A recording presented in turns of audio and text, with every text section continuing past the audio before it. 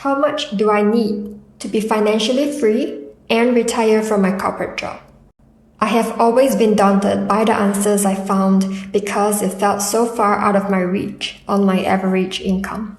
With limited money, there's only so much that saving and investing can do. If I wanted to reach my goal sooner, I needed to increase my income. But for the longest time, I couldn't do it because of the mental barriers in my head. In this video, I'll share how much I need to be financially free, how I got over my mental barriers and took action to increase my income, and how that led me to an alternative to hitting my financial freedom number.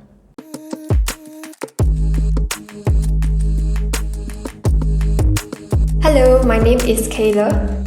This channel is about my journey to financial freedom, and by sharing my experiences, I hope to inspire others like you to reach your financial goals and live life on your own terms. This video is part of a mini-series about the past 6 years of my financial freedom journey. I share my experiences with managing basic personal finances, investing, and building additional income streams, including the steps that I've taken, mistakes I've made, and lessons I've learned along the way. If you have not watched the first 2 videos, I have linked them down in the description box. This video is the final one in this mini-series. Before we go further, remember that personal finance is personal. My financial decisions were based on my unique circumstances, risk tolerance, and judgment. I am not a financial expert, just someone on the internet figuring out her way to financial freedom.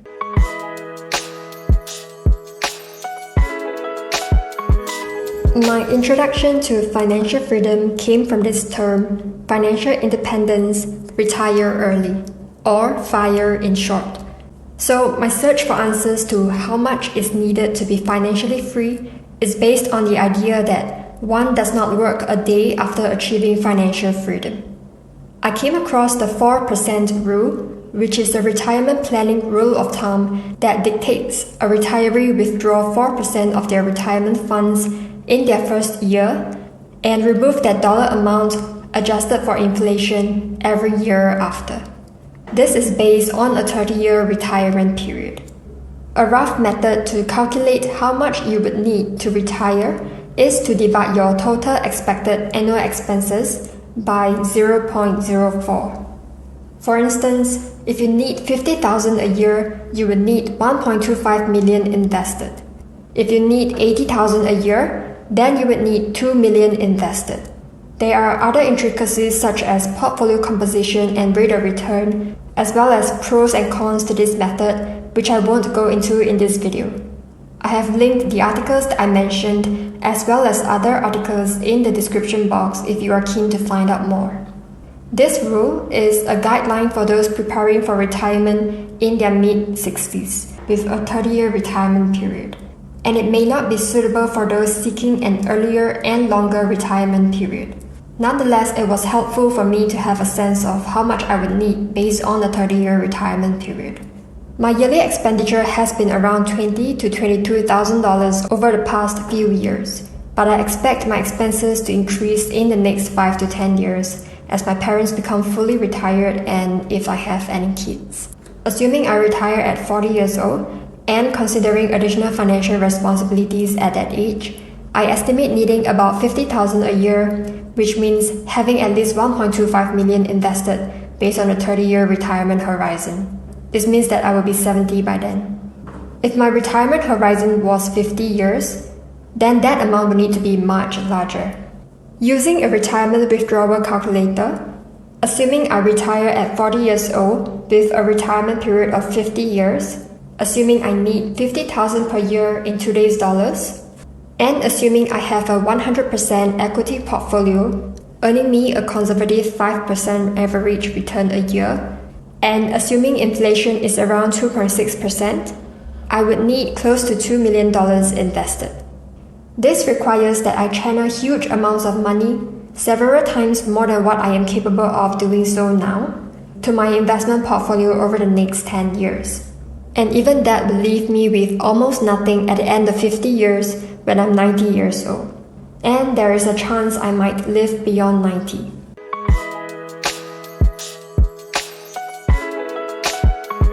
My heart fell when I saw this figure come up on the calculator. Could I achieve this by 40 years old on my current income? Very unlikely. I knew I would need to increase my income to get there on time or even sooner. And I saw two ways to do so. The first is to actively seek growth within my full-time job. The second is to side hustle.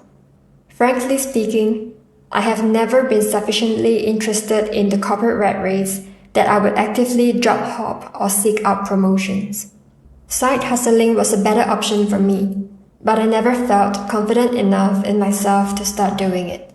So for many years, I kept that figure at the back of my mind and did only what I was capable of, which was reducing my expenses, saving, and investing. Although, at the beginning, every bit of money I put towards savings and investments didn't seem to make a dent at that figure I had to hit. As I got older and time felt like an ever more scarce resource, I felt compelled to do more than just saving and investing. My fear of the status quo, of being stuck in the corporate job until I'm old and gray, grew stronger the longer I worked. I wanted to get over whatever was holding me back from side hustling and creating more income for myself.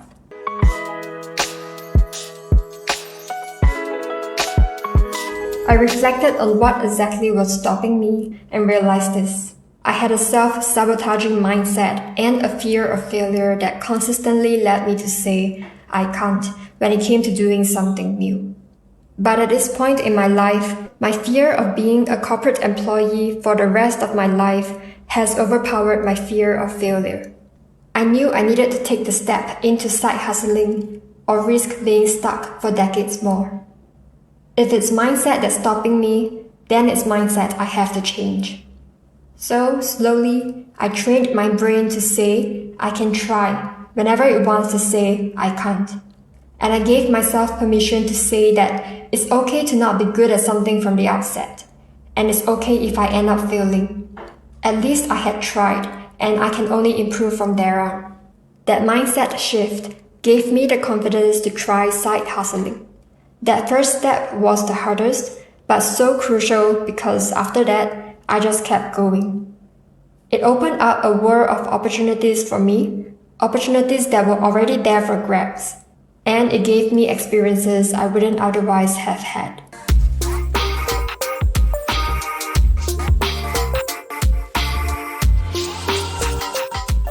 I have a video on how my financial freedom journey has shaped my self-growth if you're keen to find out more. Link is in the description box.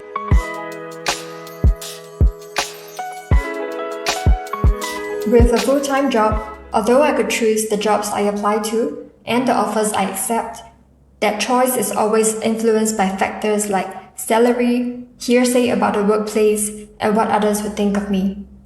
On the other hand, with side hustles, I truly have a choice. Because my full-time job is providing the income I need to live on, I could choose my side hustles based on what I truly liked, as long as it has income potential. I could gravitate towards projects that are interesting and exciting to me. I only started side hustling this year, and I have created and sold books online, made music for streaming platforms, and created content for social media, such as this YouTube channel. Whether or not they are successful in the long run, I have no regrets because I have gained new experiences, knowledge, and skills simply by trying. Even though it's more work on top of my day job, that work has been nothing but energizing for me. I got to build and create projects that I care about, projects that I own. It gave me a sense of fulfillment that I could never get by working for someone else.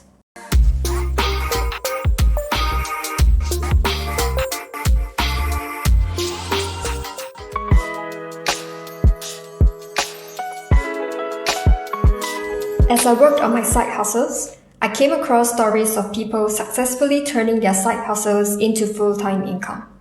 This led me to a different answer to the question of how much is needed to be financially free. I don't need to save aggressively towards a $2 million portfolio before I consider myself financially free and never work again. Financial freedom does not need to be tied to retirement, as per the FIRE concept, and can include work that you love. An alternative path to financial freedom is to build up my side hustles to provide a consistent and sustainable income. Although side hustling while working a full-time job is a lot more work than just funneling money into an investment account, it feels more attainable to me than the $2 million portfolio, where I am currently still very far away from. This is where I am now in my financial freedom journey, exploring different side hustles and building them up to create multiple income streams that could reliably replace the income from my day job one day. Nonetheless, I am still aiming for the $2 million portfolio because I'm curious to see which milestone I'll hit first. Not to mention, it would be nice to have both the work I love that I could make a living from and a multi-million-dollar portfolio to fall back on, because life almost never goes according to plan.